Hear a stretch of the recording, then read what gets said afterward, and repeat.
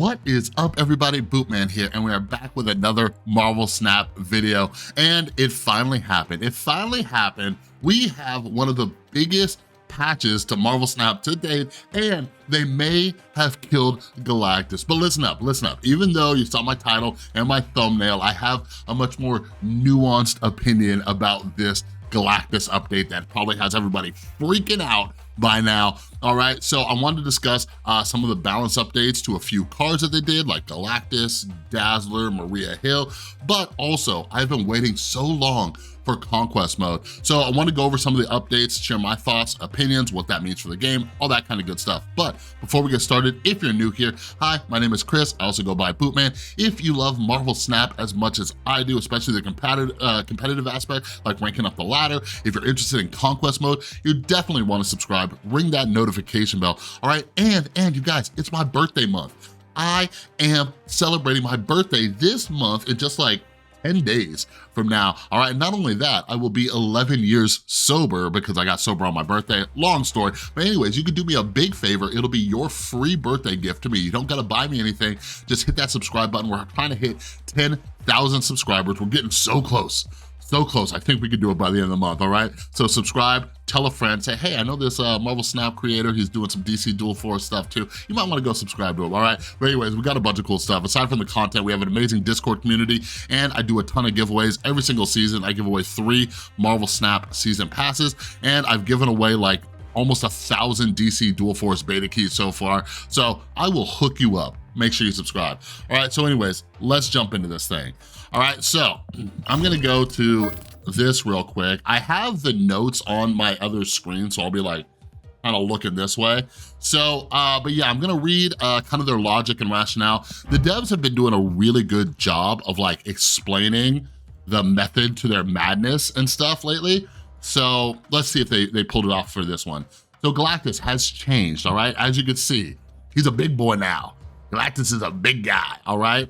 So he has now changed to on reveal, if you are winning this location and this is your only card here, destroy all other locations, all right? So they said Galactus is a card we've kept a close eye on since release. His ability warps the game, changing the goal of both players from claiming 2 locations to waging war around cards that quote unquote counter him, his finishers, and priority. We don't mind mixing things up a bit from time to time in that regard, but Galactus' play rate was moving past the thresholds we set to determine both competitive diversity and also how frequently the game gets reduced to that state. Because Galactus is inherently counterable, we waited to see if the metagame would sort itself out, but it hasn't. Galactus's popularity has increased, his win rate has only grown, and many players don't even enjoy beating him. These are problems we're solving, all right? So like, they explain why they're doing this, all right? So for a long time, people wanted Galactus nerfed, deleted, whatever, but they have thresholds, internal thresholds, like, okay, how popular is this card? Well, even though this card's popular, is it any good? For a long time, Galactus just was not good, right? Like you would just play a million games and try to get your combo off, and if you didn't, you just lost, right? But people are figuring him out and everything like that. More and more people have bought Galactus, and his win rate's going up along with his popularity. But I think this is an important part right here. Many players don't even enjoy beating him, all right? Like I can tell you that. Like it is a great feeling when you beat a Galactus, right? But it's like, the game's just like so boring, especially like when they like, you know, they play out the 4 or 5 rounds just waiting to get Galactus, and then they just retreat. You know what I mean? Like, it's just like a weird game. All right, but anyways, the original design for Galactus is difficult to rebalance because it is essentially one value we can adjust: power. However, lower power can mean Galactus always loses priority, making post-Galactus counters like Shang-Chi or Enchantress difficult to play. All right, so if you guys don't remember, Galactus, or if you're new here, Galactus was originally like a 6'3", I wanna say, and then they say, okay, we're nerfing Galactus. They did this like months ago, right? Like, we're nerfing Galactus. They made him a 6'2", and all of us are like, what? You're nerfing him? All it did was like help Galactus not have priority, right? And it just made him stronger for all that time. Like, I almost wonder if just like raising him back up to 6'3" or doing a 6'4" or whatever. But anyways, Meanwhile, increases may let you beat these cards more naturally, especially Professor X. Either way, it's still all about the counters. We considered making him the first true 7-cost card, but that was just less fun and weaker with the same issues. We also considered full redesigns for Galactus, but didn't find anything that cleared our bar, which is very high. So, like, I think this is important to note too. Like, you guys, they do a bunch of playtesting internally, a bunch of playtesting. So I assume they like had people in there. There's probably people at Second Dinner who are Galactus players, and someone was like, hey, like maybe Glenn was like, hey, make the most toxic Galactus deck you can make with this new redesign, right? And they tested a bunch of different things, right? So they do test these things out. So like when he's saying like a 7-cost it was just less fun. All right, so ultimately, we decided to make power a functional way for us to tune Galactus, which has led us to this additional quote-unquote winning restriction. Caring about winning this way, less players can test Galactus within the core fun of Snap, using power to challenge for locations. Relying exclusively on counters is frustrating because neither player has much control over their appearance, but every deck should have the ability to muster 7 power. I like that. I like that. Like, if you see Galactus coming, because that's a problem, right? That's another like waste of time scenario. If you do happen to have a counter, maybe you have a Debris, a Cosmo, you know, Viper, like whatever it is, right? To gum up their side of the board or stop Galactus, then you're waiting for it to, your card to come out. Power is something every deck has regardless. Like, that's one of the arguments that was kind of weak, okay, just from like a logic and debate standpoint, like, well, there's all these counters for Galactus. First off, even if you did counter Galactus, like the deck was decently strong anyways. But second off, like you shouldn't, like, one of my pieces of advice that I give to everybody is you should never build your deck around countering one deck out there, right? Because if you face a deck 1 in every 10 times, okay? Like Galactus got up to like a 10% play rate, I believe, don't quote me on that, but he got a high play rate, but it wasn't even like 50%. So if you're building your deck and putting in a card that is terrible against every other deck, that's just not smart, okay? So it's terrible logic to be like, well, just put counters in your deck, okay? Now they have changed Galactus into a type of card where if you just get more power than them, like if you're like, oh no, Galactus is coming, you could just swarm a location and then he's just a 6-7 card, right? But yeah, you're gonna have to be strategic with that because you don't wanna fill up all 4 slots to do that because then they'll just drop something on, you know, turn 6 or whatever it is, all right? But anyways, we expect he'll be stronger in decks that play him on turn 6 after Hobgoblin or Nimrod. That's a good point. So there are gonna be some decks that are still decent with Galactus, right? Like if you Nimrod with Galactus, like let's say you Electro, Nimrod, Hobgoblin, Galactus, right? Like not only are you putting negative power on their side of the board, but then you're getting 17 power after you Galactus because 2 Nimrods are coming over. Like this can still be a decent card. So don't listen to anybody that's like, oh, this card's dead. I think the play rate will go down. I think a lot of people turn into big old babies whenever a card gets quote unquote nerfed, right? Like, man, that is just one of the things. Like if you wanna surprise people, in this game and win some cubes, play cards that just got nerfed, all right? Because everybody's like, well, my favorite card got nerfed, right? Like the example I always go back to is Silver Surfer, all right? That's what I go back to. Like after Silver Surfer got nerfed months ago, the card has not changed. And then after like 2-3 months, like it clicked for people like, wait a second, this card's still good. They just made it so he's not broken. You know what I mean? So yeah, like Darkhawk Stature. That deck is still amazing, all right? But the play rate on it went down significantly. So anyways, if you want a hot tip, play cards that recently got nerfed because everybody else will stop playing them, and then you'll be surprising people because they're like, what? They just played the nerfed card. All right, anyways. But anyways, it says will be stronger, turn 6 with Hobgoblin or Nimrod, but worse in the stronger, more popular Galactus archetypes. If this change proves too much or too little, it's also given us the ability to tune him further via OTA and find the healthiest spot. All right, so we good? We good, all right? So next up is Maria Hill. All right, so Maria Hill, She has gone from a 2/3 add a random 1 cost to your hand to a 2/3 add a random 1 or 2 cost card to your hand. So 1 or 2 costs. We're giving Maria Hill the ability to roll a 2 cost card primarily to make her a better thematic parallel to Agent Coulson.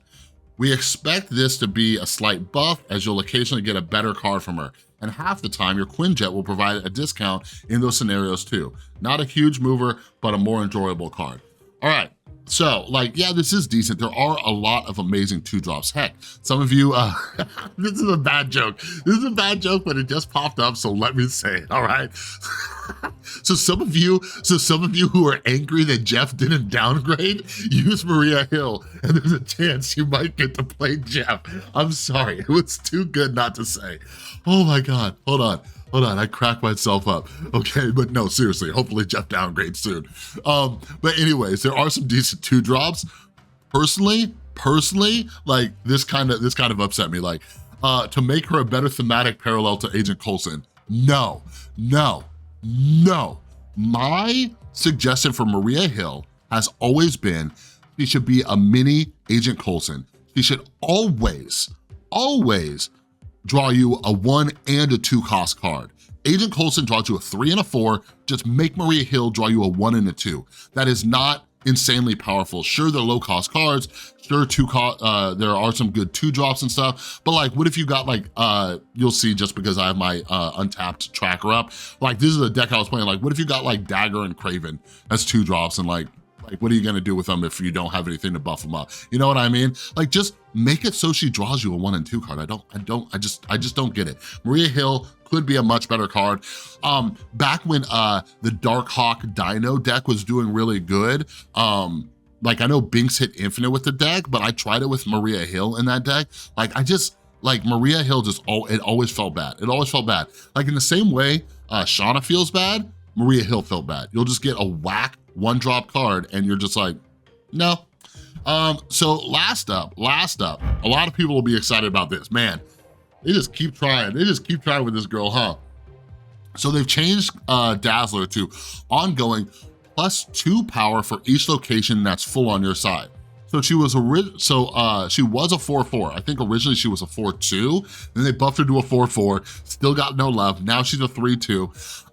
She might be good. Oh wait, hold on, let me read you the explanation. Dazzler's old ability didn't give enough of a boost to reflect the level of investment that filling your board demands, and never really found a home competing against many of our strongest 4-cost cards. Like, yes, like I said this before the card even got released. Like, back when Dazzler got released, I was playing a ton of Magantris, which ran Killmonger, and people were like, oh man, Dazzler's gonna be so good. You just Ultron. You just use Ultron. No, it's so easy to take out 1 card of the opponent. You know what I mean? So like, it just was not good, like her ability. So I'm glad they patched it and gave her a rework. So we decided to give her more incremental boost to fill your location. Which also lets her benefit from the Space Throne and shifted, oh, I hadn't even thought about that, and shifted her rate to 3 costs. In addition to changing up the competition, she may have a home alongside Brood with Surfer, in Patriot with Ultron, or other shells. So +2 for each location that's full on your side. So she can get max +6, making her a 3/8, which is pretty decent. I think more often than not, you'll see her as a 3/4. If you're lucky, a 3/6. I don't think you're gonna be filling all 3 locations much. When she first came out, like a lot of people were trying like Thanos decks and stuff like that, and some of them were decent, but there's just like Killmonger is a thing. Like, you know what I mean? Like Killmonger is a thing, and especially when Dazzler's living in a world where bounce decks are a thing that run a lot of 1-drops, people are playing Killmongers, you know? So I think this is good. I might play around with her a little bit more. Like, I like when cards like don't have like just such a high bar to make them do their thing. All right, so now I'm gonna jump into what I'm most excited about, but let me know down in the comments, what are your thoughts on the changes to these cards? Am I wrong about any of these? But by the way, I until the stats come out, like if you tell me like Galactus is dead, I'm just gonna disagree with you. Until we see the statistics, like the data, all right? Like I'm just not buying it. I'm just not buying it. So first up, one thing real quick. Oh, there you are. There you are, there's my boy. So, I'm getting Stegron. But here's the thing. I never Oh, hey, it says I could buy silk. Again, I bought silk. I'll make a video soon. But anyways, yeah, so this is the first time in a while that I've actually, like, I just thought of it this morning. I've saved some reserves, so I'm gonna see if I can open Stegron. I might get up to like 10 reserves before, and then if I don't get Stegron, I'll just buy them for 3K. But anyways, let's check this out. This is my first reaction to Conquest mode. Let's look at it. Conquest mode, I am super stoked about. Ooh, let's go. So, Post Infinite, oh, it's so pretty. Post Infinite, like I tweeted about this last night. Post Infinite, it's just such a drag, right? You hit Infinite and then there's nothing to do. And people are snapping all willy-nilly. People are snapping with terrible hands, all sorts of stuff. Like now there's like something to do after you hit Infinite.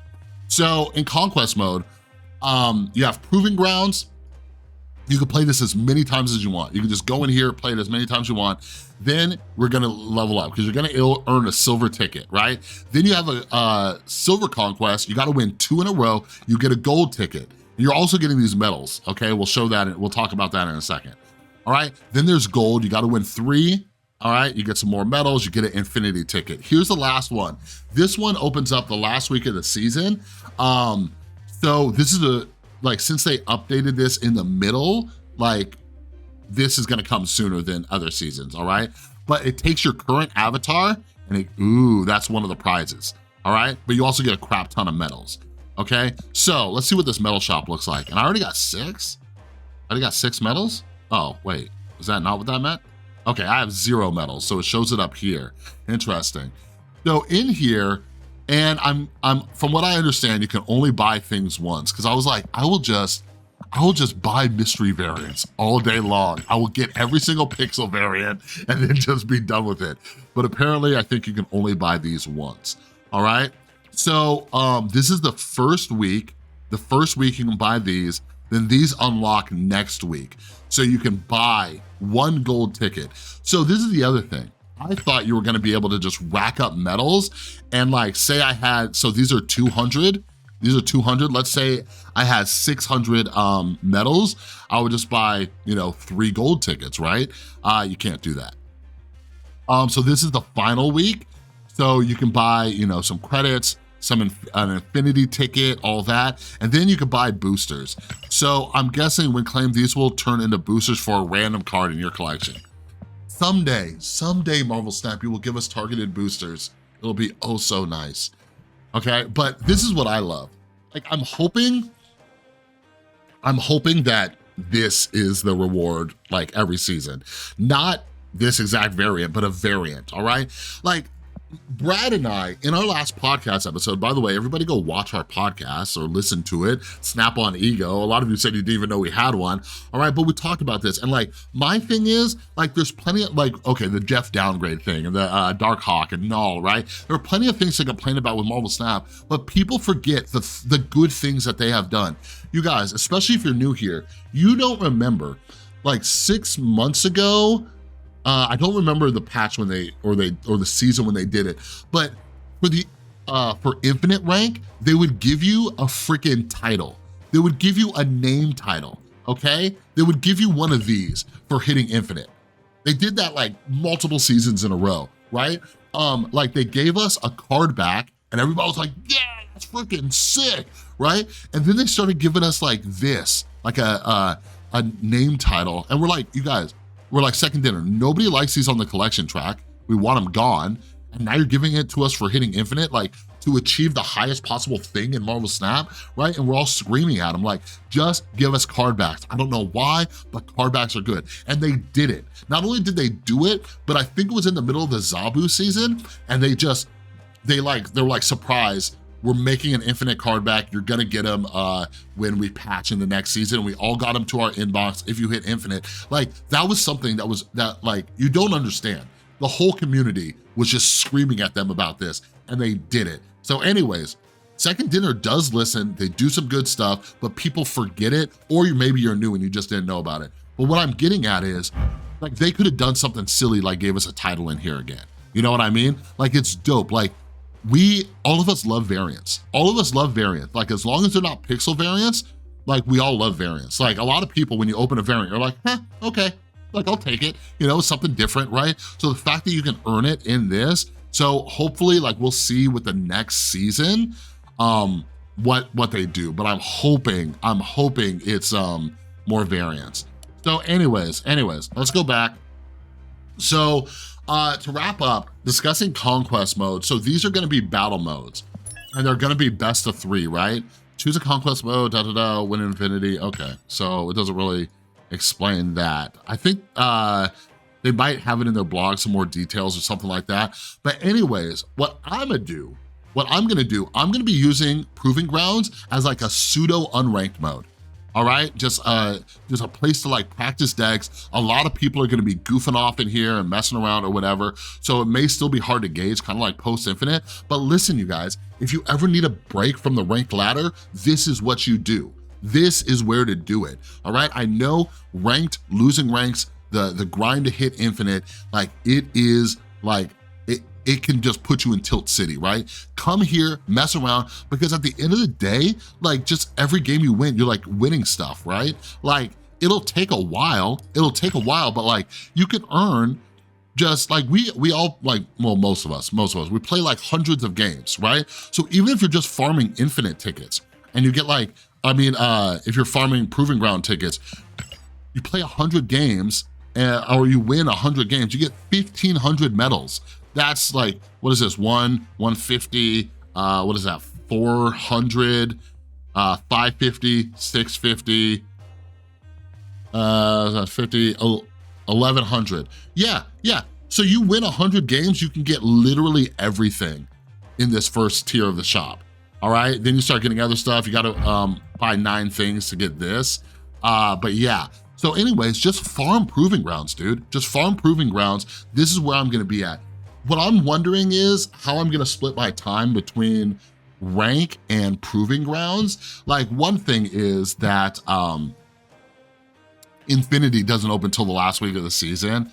But yeah, the other thing that I personally have to be mindful of, and some of you might be able to relate, is I gotta make sure I don't spend too much gold.